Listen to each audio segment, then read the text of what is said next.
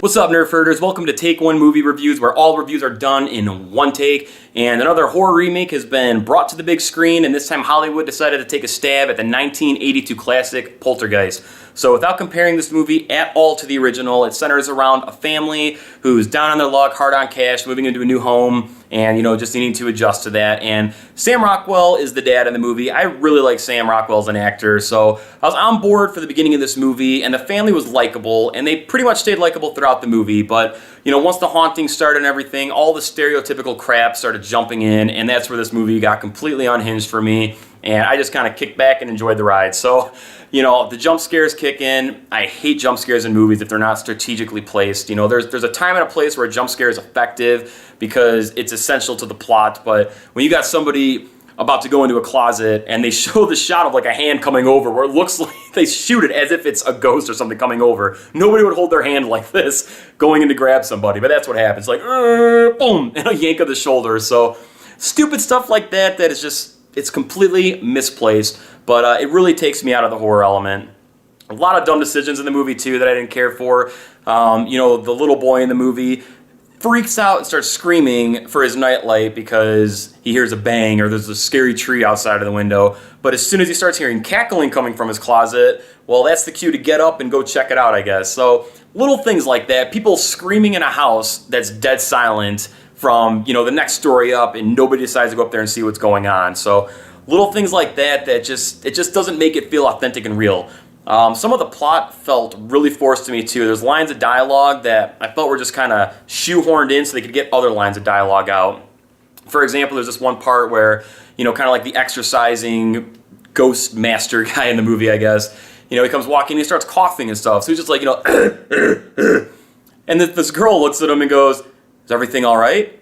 And his response, without thinking about it, is just, "If everything was all right, I wouldn't be here." And it just felt so forced. It's like they forced that little part in there just to get that line of dialogue out because you need to have this guy step up and be the badass, you know, exorciser, I guess. So stuff like that just really took me out of the movie. The biggest thing with this, though, is it's not a horror movie. There was nothing terrifying about this movie at all. It felt more of like an action horror film. You know, a lot of special effects and stuff, which is fine, but it was such an action-based horror movie that it just didn't hit home for me at all. Nothing terrified me in this movie at all. And there's like misplaced, you know, comedic moments. There's some serious stuff happening with this family, you know, that you don't feel like it's serious because the movie's not taking it serious. But I mean, if you were in that situation with your family, that's a pretty terrifying thing. And I feel like they don't have the confidence to try to make it a scary thing, so you gotta break it up with comedy. And I just think it's, you know, a lack of confidence in being able to give you something scary on the screen. And that's just how I feel about that stuff. There was one particular scene I really did enjoy, though, and there were some enjoyable things about the movie, don't get me wrong, but there's one scene in particular I thought was really cleverly shot, and I'm not going to talk about it because it'd be a spoiler, but it does involve shadows. So when you guys see the movie, if you plan on seeing this, that was a pretty cool scene, and probably the only thing worth seeing the movie for, and it's like a minute-long sequence at most.